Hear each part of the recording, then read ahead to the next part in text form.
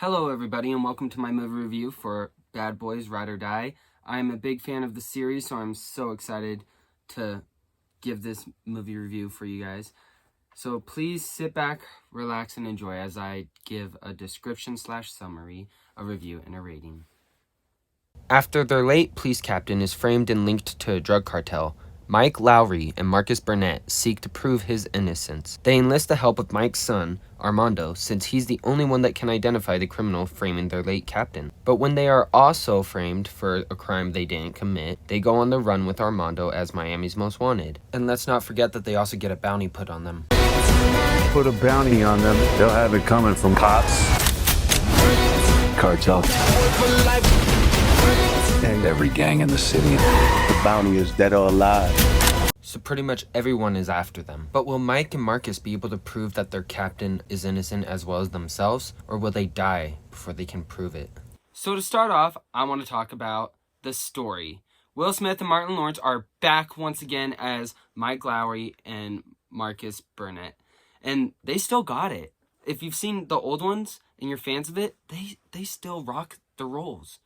It was really nice to actually reconnect with these characters again and see how their lives have been since the last film, Bad Boys for Life. And I know a lot of people probably talk about this, but like I even thought about this when it first came out. Bad Boys for Life. It would have been a great title for the fourth film, but they used it for the third film, and it was weird. And if you go look at my community and see the poll for favorite Bad Boys movie, the poster I used for Bad Boys for Life, there's a phrase saying ride together, die together. And it's like, why did they use that phrase if they're making a fourth called Ride or Die? Like, if anything, they should have put that phrase in this movie poster for the new one. So I kind of feel like they're just mixing things around and stuff. And I did do some research also that they might do a fifth film. Will Smith and Martin Lawrence agreed that they would do a fifth film if this one does well and if there's a good story for the fifth film. But honestly, with how everything's gone, I feel like they really don't need a fifth film. Although I could see it following Mike Lowry's son based on how everything ended. So it would be interesting to see that. Other than that, I don't really feel like they need to do a new one. But going back to the story, things are different in this. You got Mike Lowry getting married like at the beginning of the movie, and that's kind of a shocker because if you've seen the other ones, you see him go from the playboy type of guy to a married man. So it's like, oh, whoa, he's changed. And then not only that, but Marcus, I'm not gonna spoil what happens, but basically he becomes a courageous type of guy. Or I want to say he becomes fearless. So he goes from like being the careful one to becoming fearless. And then Mike Lowry goes from being the courageous one to being fearless. So it's like they totally just swapped the roles. And I kind of love it. Like, it was a great little change to the characters. Now, another thing about this movie's story, it was a slow build-up. It builds up to the action, but it's pretty slow building up to it. But once the action hits, it's pretty good. And there are some predictable moments within this film. Like, I was able to predict some stuff that would happen. So, although it's a slow build-up and a bit predictable, it was still good. There did feel like there were also a few different plots thrown into the film, like Mike and Marcus trying to prove their captain is innocent, and then they have to prove that they're innocent once they're framed. So they got proving their captain's innocence and then proving their innocence, but then also they got to protect Armando, Mike Lowry's son, from being killed by a lady who wants revenge for the captain's death in the previous film. So it's just like a whole bunch of like stuff kind of thrown in, and at some points it feels like it's a lot. I mean, it was great action, but it felt like a lot. Now, I also want to talk about the different character arcs that they added and stuff for these characters. You know, like Marcus and Mike kind of changing their personalities in a way. Like, that's one thing I loved about this movie, just seeing how it would have been the other way around. And then another thing is Armando redeeming himself throughout the movie. Like, if you've seen the last film, you understand why he has to redeem himself. But it's nice because I actually like Mike Lowry's son in this movie. So seeing him back is nice. And then a bunch of other old characters back. I love it. I love seeing them all back. Reggie, oh my gosh, they made him so badass in this movie. Like, in the older films, he was just that funny, weak, scrawny guy that you see that, like, Mike and Marcus pick on. But then in this one, he's, like, so badass. I love it. I love it. So, the development of these characters throughout the series, and then in this film, it's great. The acting and cast, Will Smith and Martin Lawrence did good once again as their roles. I feel like everyone pretty much did well. Tiffany Haddish, though, throwing her in the movie was kind of a weird move. I will say that. And she did have some cheesy dialogue.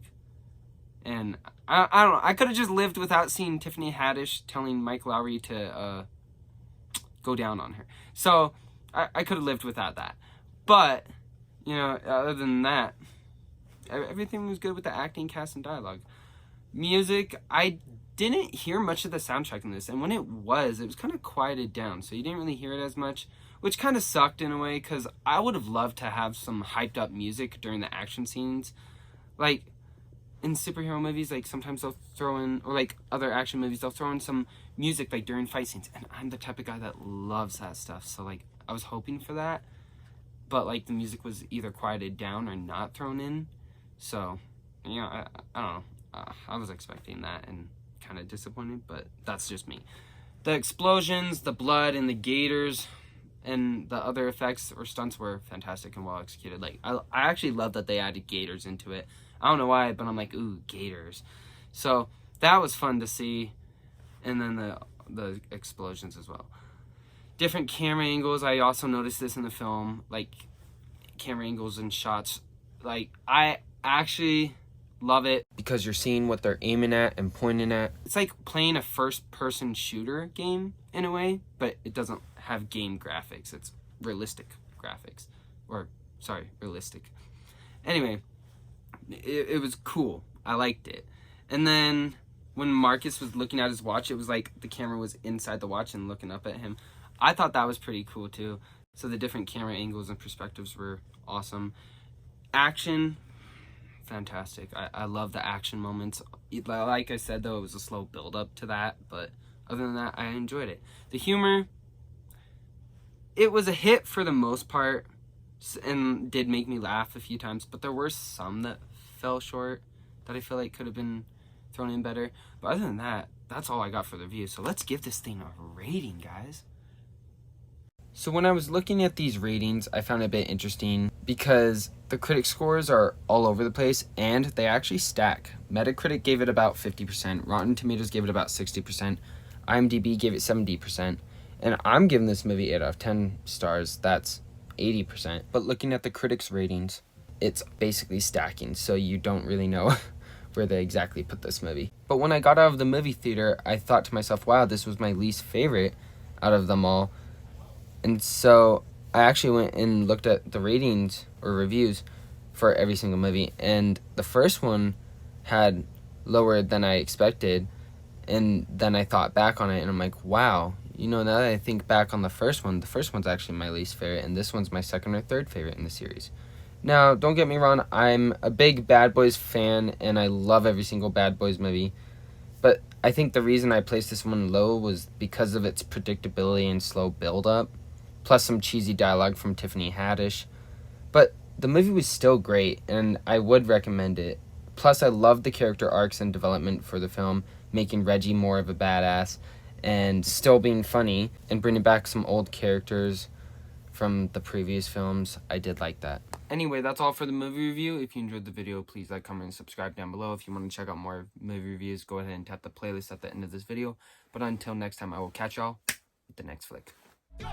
We about to take flight, like Hubble telescope satellite. Insomniac, we gon' rock it all night. Maniac, nah, we don't party like